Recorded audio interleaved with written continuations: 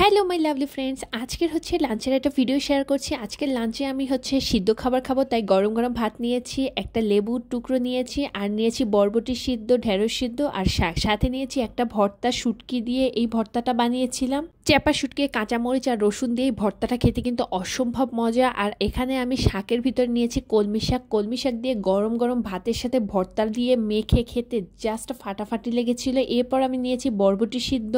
আর আমি যে সিদ্ধগুলো করেছিলাম সবজিগুলো, এটা কিন্তু আমি লবণ দিয়ে সিদ্ধ করেছি, তাই আমি এক্সট্রা লবণ নিচ্ছি না। গরম ভাতের সাথে ভর্তা দিয়ে কিন্তু এই সিদ্ধ শাক দিয়ে একটু লেবু চিপকে খেতে কিন্তু অসম্ভব মজা। আপনারা যারা ডায়েটে আছেন তারা কিন্তু চাইলে এরকম সিদ্ধ খাবার খেতে পারেন। এটা তেল নুন ঝালমরিচ ছাড়া রান্না হলো, এটা খেতে কিন্তু অনেক মজা। বিশেষ করে আমার কাছে বরবটির চেয়েও ঢেঁড়স সিদ্ধটা অনেক বেশি ভালো লেগেছে। আর শাক সিদ্ধটা এত বেশি মজা হয়েছিল যে আমি আরেকটু নিয়েছিলাম। গরম গরম ভাতের সাথে লেবু চিপকে এই খাবারটা কিন্তু অসম্ভব মজা। আমি আরেকটু ঢেঁড়স নিয়েছি আর বরবটি নিয়েছি। এবার বাকি লেবুটুকু ভালো করে চিপকে আমি এই ভাতটা কমপ্লিট করে নিয়েছি। আমি একদম চেটে পুটে খেয়েছিলাম। আর সাথে ফলের চাটনি নিয়েছি। এটা কিন্তু কোনো প্রকার চিনি ছিল না, আমি জাস্ট খেজুর দিয়ে এই চাটনিটা করেছিলাম। এটা খেতে কিন্তু অসম্ভব মজা।